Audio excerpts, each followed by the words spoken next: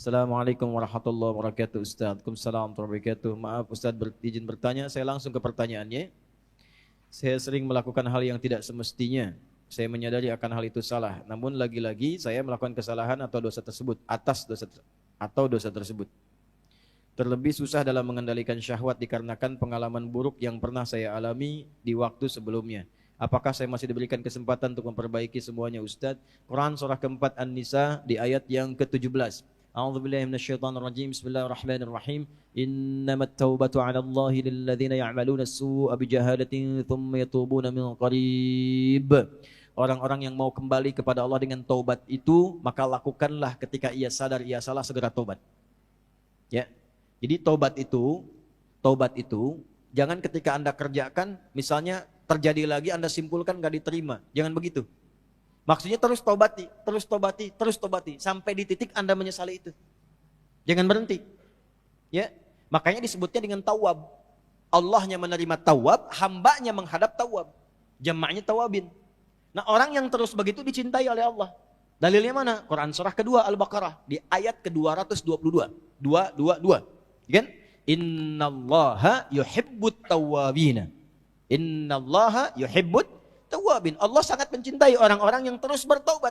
Salah, taubatin lagi. Salah, taubatin lagi. Salah, taubatin lagi.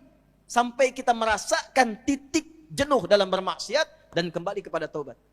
Nah, bagaimana mendorong supaya kuat pengaruh taubatnya? Satu, kata para ulama mengatakan, ketika Anda terdorong berbuat maksiat karena dorongan syahwat itu, bayangkan saat itu diwafatkan oleh Allah. Itu cara menghentikannya. Ya. Ada dorongan syahwat nih. Ya. Ketika akan terfikir untuk melakukan, bayangkan, rasakan bagaimana kalau diwafatkan saat itu. Nah, itu akan menghentikan seketika. Ya, seketika itu akan berhenti. Nah, setelah itu bagaimana? Cari suhbatus sholihin, bergaul dengan orang soleh yang menghindari lingkungan tadi. Ya, kalau tayangan, hilangkan tayangannya, ganti dengan yang baik-baik. Bacaan, mulai hilangkan yang buruk, ganti dengan yang baik.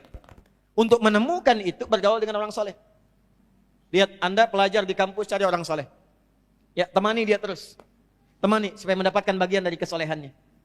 Setelah itu, latihan selanjutnya yang pertama, salat. Karena salat itu kuncinya. Inna salata tanha anil fahsya'i wal. Nah, syahwat itu munculnya dari fahsya. Pornografi, porno aksi, LGBT, kata-kata jorok dan lain sebagainya, itu dari syahwatnya fahsya. Pencegah utamanya adalah salat. Maka dalam sujud mohonkan khusus kepada Allah supaya bisa dibimbing, diberikan kekuatan oleh Allah untuk mengendalikan syahwatnya. Satu, taubat jangan berhenti, optimis terus. Yang kedua, rasakan kalau akan terfikir berbuat maksiat akan diwafatkan. Yang ketiga, cari teman yang soleh. Yang keempat, salat optimalkan. Yang kelima, latihan puasa. Gitu ya. Sebab puasa itu paling efektif untuk bisa mencegah maksiat. Ya, Anda kalau syahwat sedang muncul, sedang puasa, nggak akan dilakukan. Berat untuk melakukan itu. Minimal pertama takut batal puasanya. Takut batal, kesananya lagi itu akan terbiasa. Ya, akan terbiasa. Ya, yang biasa buka juga kalau puasa kan memang setengah-setengah dulu. Ya, kan dulu pernah saya waktu di Kalimantan ada cerita dari Sumedang. Preman tobat, pensiun. Kemudian dia puasa. Ya, begitu dia lewat, lihat rumah makan tuh. Rumah makan kok buka. Wah, jiwanya muncul lagi, datang ke situ gebrak. Pak, apa nggak tahu ini waktunya puasa? Jangan begini dong, tutup katanya. Tutup. Jangan kelihatan orang, tutup. Begitu ditutup, udah selesai, es teh manis satu Pak. Rupanya dia cuma sanggup sampai siang. Tapi alhamdulillah kan sudah mulai kan. Besoknya tambah lagi. Makanya sebelum nanti masuk Ramadan, nanti kita belajar. Ya, di awal bulan ya, di Tanah Kusir. Kita akan belajar, salah satunya adalah latihan puasa sunnah.